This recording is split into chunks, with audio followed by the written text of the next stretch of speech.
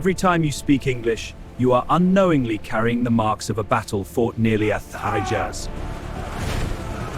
Words like government, justice, court, tend to now in Newton. But this was never meant to happen. The invasion is over. We are safe. The men are ready, my king. Good. The kingdom is secure. We will remain vigilant. Then, on a cold and windy October morning near a place called Hastings, everything changed. In just one battle, the future of England was rewritten. Its rulers were replaced, its laws were reshaped, and for almost 1,000 years after that moment, nothing would ever be the same again.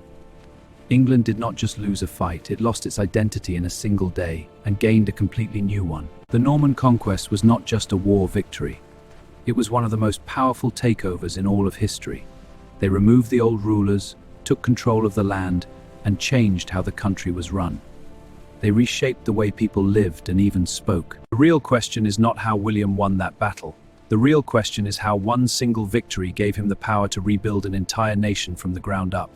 To understand that, we must go back to a kingdom that was already breaking apart just before everything fell into chaos. On January 5th, 1066, King Edward the Confessor died. He left no clear heir, plunging England into uncertainty. The throne is mine, and the North calls for a warrior king! Their ambitions sealed a nation's fate. As Edward lay dying, he chose me to rule after his death. Not everyone accepts this decision. I am the rightful Liege of Fame. By Edward's word and the Waitan's will. My lord, Harold Godwinson is crowned King of England.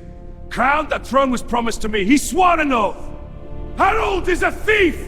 A Knights! Run in the Knights! England will be ours! Far to the north, King Harald Hardrada of Norway also believed he had a right to England. Old agreements between kings give me a lawful claim to the throne. Now 3 powerful men were looking at the same wanted it. Hardrada believed it was his. Each man thought he was the rightful ruler of England. Each man had followers willing to fight for him, and none of them planned to step aside. As Harold Stupholden Subiel Garm and his Morammans, Dingnus was Wieland Ram and his mom. It was facing 2 invasions at the same time. While Harold watched the threats around England, William was preparing for something much bigger than a simple raid. This required planning, money, and thousands of takantur. William's greatest weapon was not his sword, it was his organization. To invade England, William first needed a fleet. Nobles of Normandy, land and wealth await you. He promised rewards. He promised victory. Join me, and we will forge a new destiny. We are with you, William. This campaign demands gold, food, and arms. The men are assembled and ready. Every detail must be in place. Your claim to the English throne is just, William. With your blessing, Holy Father, our cause is sanctified. This approval will rally more men to our banner. Now, to the sea. Thousands await safe passage. Even more difficult was transporting the Norman horses. These animals were vital for William's knights. Yet moving them across rough waters required careful planning and specially prepared ships. Nothing about the invasion was simple. Every ship, horse, weapon, and sack of food had to be counted, gathered, and delivered at the right time. Long before the armies met on the battlefield, William was already fighting a different kind of war, a war of planning, organization, and leadership. It began in offices, workshops, shipyards, and meeting halls, where thousands of small decisions slowly built the machine that would one day change England forever. As William continued preparing his invasion in the south, another danger suddenly appeared in the north. Harold Hardrada of Norway had finally made his move. We must accelerate our preparations. The north cannot be ignored. We land on English soil. With Tostig we take York. My brother Harold will fall. York will be ours. We surrender. Spare our city. My lord, Hardrada has landed in the north. His army grows stronger by the day. Then we march, immediately. Gather the men. We head north. Yes, my king! The journey covered nearly 200 miles. Day after day, the army pushed forward, moving as fast as possible. Then, on September 25th, Harold struck. Near a place called Stamford Bridge, the English army surprised Hardrada's forces. A fierce battle followed. Swords clashed, shields broke, and men fought for their lives. By the end of the Wasdade, Harold's invasion was over. For a brief moment, it seemed that England had been saved. Our enemies are defeated. We have won a great victory. But we have no time to rest. A new threat is coming. The time has come. We must march south to meet them. His men were tired. Many were wounded. Yet a new enemy had arrived. Now the king faced an impossible choice. Stay in the north and risk losing the south. Or march south and fight another battle. Boys, fire away! Turn the army south. We march now. William is in England. We cannot wait. My lord, the men are spent. They're spent. They must endure. Forward! Auf für das Steg! On Senlac Hill, we make our stand! Bloodshed for the wall! Together, unbreakable! This wall will hold them. Below them stood William's army. The Normans had archers, foot soldiers, and mounted knights. Their cavalry, riding powerful horses, was one of the most feared forces in Europe. Again and again, charge the shield wall! Hold firm! The wall stands! Press the attack! Break them! The shield wall holds! Stand your ground! The losses are too great! We cannot hold! They say William is dead! We must retreat! Retreat!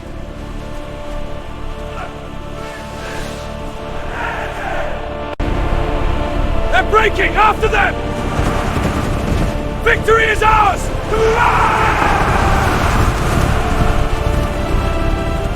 Fall there! Load them down! It's our back! Hold on back!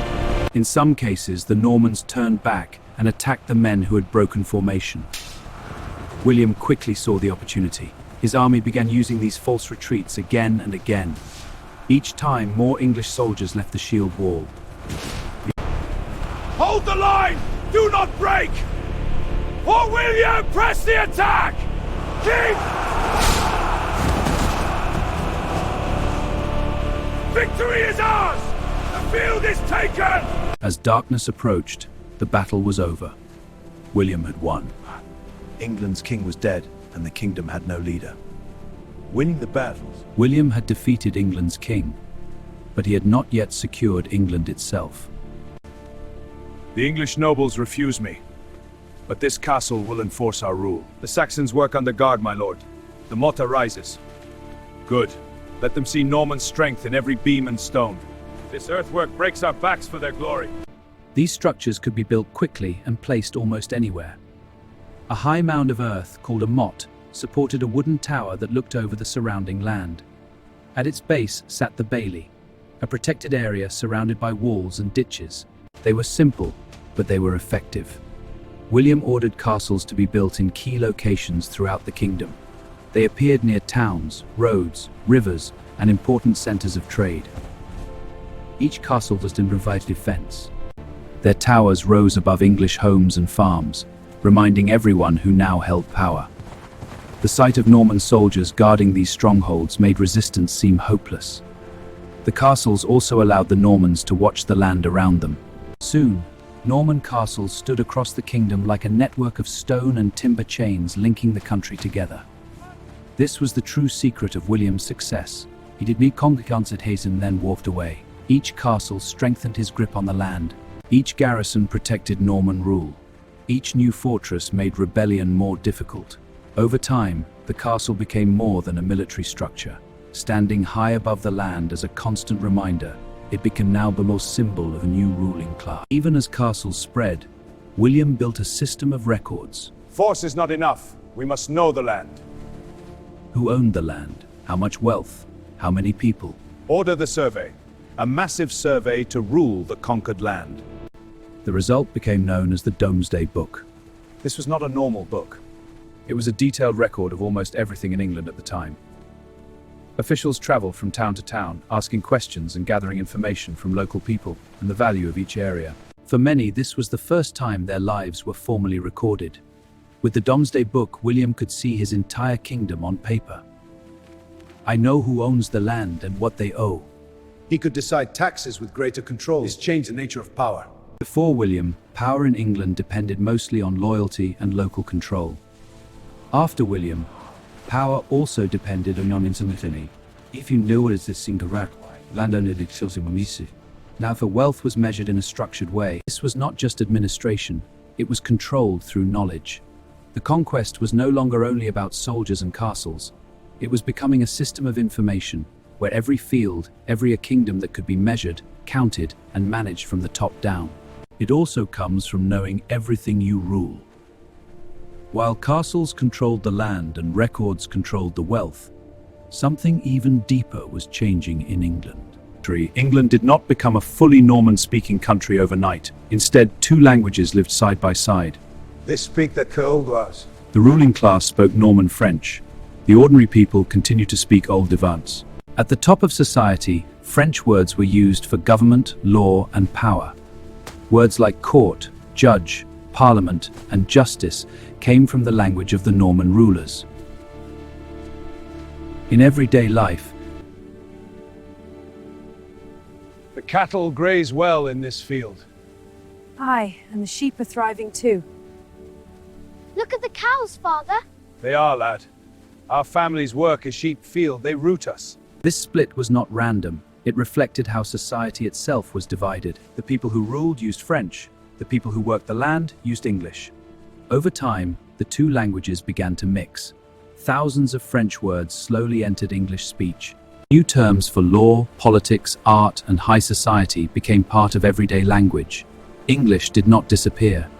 Instead, it changed. It grew into a new language shaped by both worlds. Even today, this history is still visible in the word. It carries both the language of the people who lived in England before 1066 and the language of the rulers who arrived after the conquest.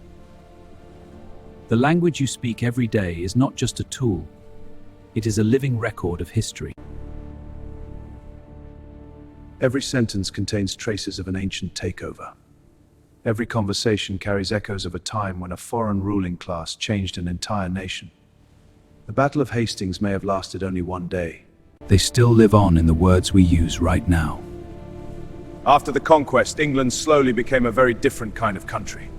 The old ways are gone. The old Anglo-Saxon nobles who once held the most power. But replaced land is ours now. Land that had been in English hands for generations was taken and given to men from Normandy. This changed the entire ruling class of the country. Before William, England had powerful local leaders who often acted on their own. After the conquest, the king's authority reached much further. Local power became weaker and royal control became stronger. A new aristocratic system also took shape.